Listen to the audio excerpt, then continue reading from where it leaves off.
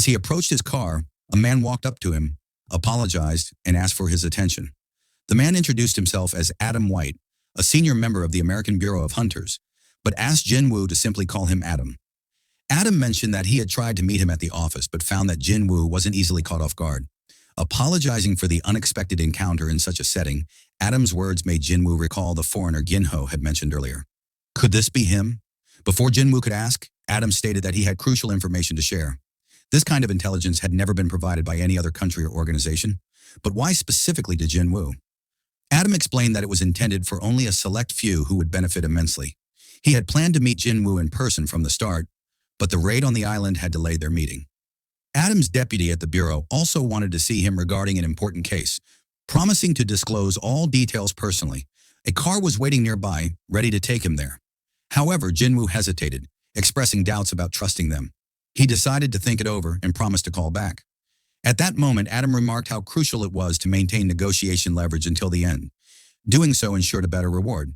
Then he asked Jin-Woo if he knew about the ability of Awakened Ones to enhance other Awakened Ones' powers. Intrigued, Jin-Woo pondered this before ultimately agreeing to accompany them. Soon after, Michael Connor, the deputy chief of the Hunter Bureau, arrived in a car, visibly eager to meet Jin-Woo. Acting as the interpreter, Michael quickly got down to business, offering Jin-Woo U.S. immigration documents. Normally, processing took 2 years, but with a single signature, Jin-Woo could become a U.S. citizen instantly. However, Jin-Woo was more interested in the information Adam had promised him. Could awakening really enhance skills and increase abilities? Michael revealed that someone with such abilities already existed. He called for the Selner girl, and within minutes, she entered the room. Michael explained that she was the only person in the world capable of helping awakened hunters surpass their limits. As Jin-Woo observed her, he noticed something different. She didn't exude the same aura as other awakened ones. Standing before her, Michael asked her to explain her ability to Jin-Woo. She acknowledged that many had been skeptical at first, but once they experienced her power, all doubts disappeared. Moving closer to Jin-Woo, she stated that every awakened being had a limit, and once they reached it, they could no longer increase their rank. However, she had the ability to break these shackles through a process called forced reawakening, which involved 3 stages. Michael affirmed her words but explained that the process required an immense amount of magical energy. As a result, only a select few could undergo forced reawakening. Jin-Woo contemplated the offer. If it was true, then this ability was extremely valuable. He asked how effective it was. The girl responded that results varied by person, but improvements of at least 20% and sometimes even 30% were possible. Realization struck Jin-Woo. This explained why Hunter Hwang Dong-soo had left for America despite heavy criticism. Who would reject such an opportunity? Any hunter would want to be in his position. If news of this ability spread, chaos would ensue. Michael explained that this was why they protected Selner and ensured her safety, offering compensation in return. This ability was their exclusive gift to Jin-Woo. However, Jin-Woo corrected him. It wasn't a gift, but a transaction. Michael acknowledged this and added that if Jin-Woo became a U.S. hunter, they would push him beyond his limits, allowing him to join any guild he desired. The terms were highly favorable, but there was no rush. They had invited him today as a mere introduction.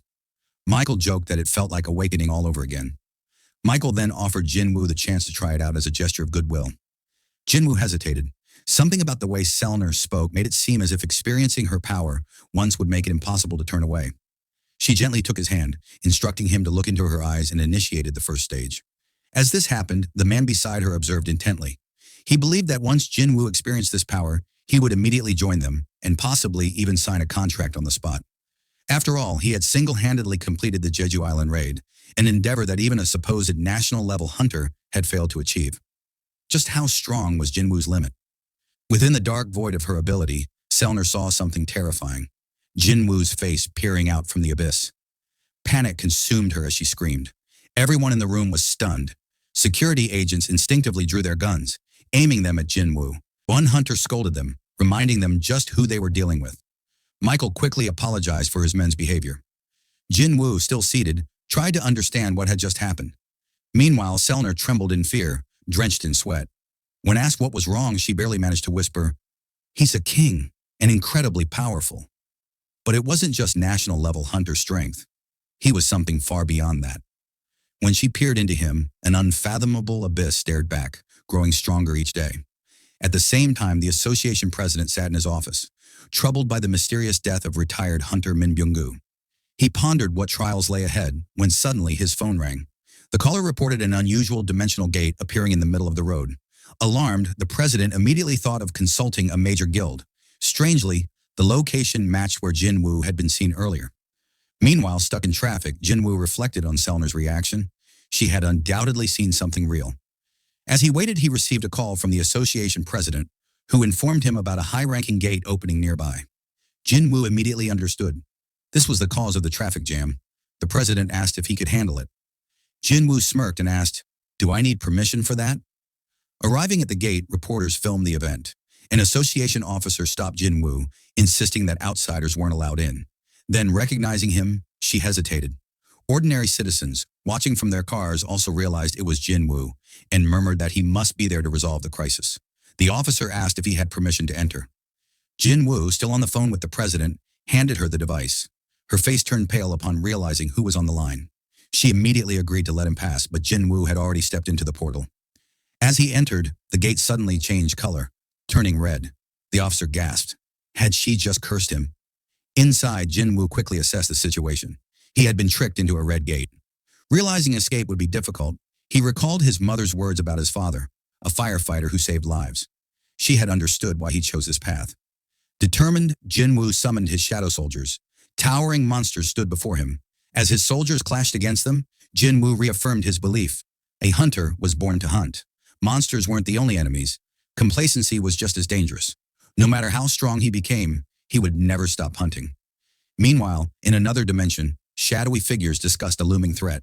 The Shadow Lord. They had found a beacon of light in the east, but they couldn't allow him to roam freely. A mysterious, ragged man confronted them, blocking their escape with an ice barrier. Back in the Red Gate, Jin-Woo faced off against a powerful enemy who taunted him. Amused, Jin-Woo summoned his entire army. The battle was relentless. His shadow commanders unleashed devastating attacks, overwhelming the enemy. As Jin-Woo interrogated the leader, he realized the system itself was obstructing him. However, he remained undeterred.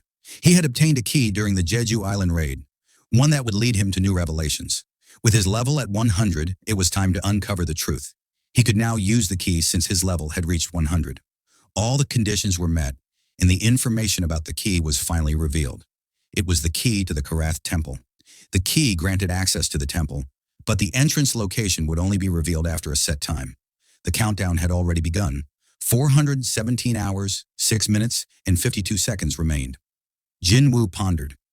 Even if he started searching now, it was unlikely he would find it since it was a dual dungeon. The system had begun calling him back to where it all started, but things were different this time. If the dungeon was still waiting for him, then he would accept its call. The monstrous being that once killed him, let it wait. Soon they would meet again, and he would uncover what truly happened in that dungeon, the event that led to his rebirth and rise in strength.